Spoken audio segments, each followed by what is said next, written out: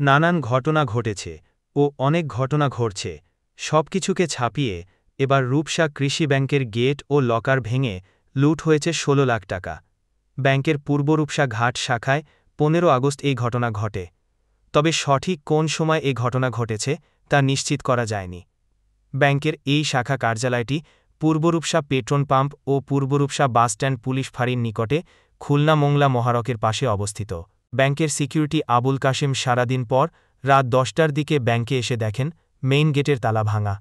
এরপর তিনি ব্যাংকে গিয়ে দেখেন সেখানেও মূল গেট ও লকার ভাঙা, মালামাল সব তছনছ করা। সিকিউরিটির সাথে সাথে বিষয়টি ব্যাংক কর্তৃপক্ষকে অবহিত করেন। ব্যাংক কর্তৃপক্ষ সঙ্গে সঙ্গে থানায় জানালে থানার অফিসার ইনচার্জ মাহফুজুর রহমান সহ অন্যান্য অফিসার এবং বাসস্ট্যান্ড ফাঁড়ি পুলিশ ঘটনাস্থলে আসেন।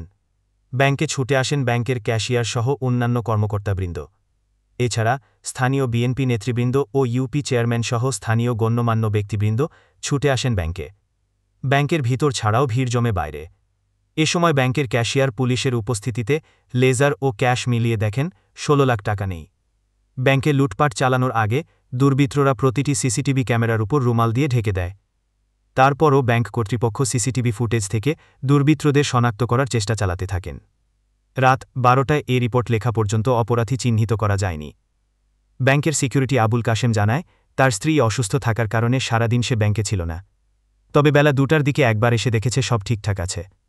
তার মতে বিকেলের দিকেই ঘটনা ঘটতে পারে। এদিকে ব্যাংক লুট হওয়ার খবরে এলাকার ব্যবসায়ীদের মাঝে অনেকটা উদ্বেগ উৎকণ্ঠা বিরাজ করছে। তাদের দাবি ঘটনার সাথে জড়িত অপরাধীদের দ্রুত আইনের আওতায় আনা হোক।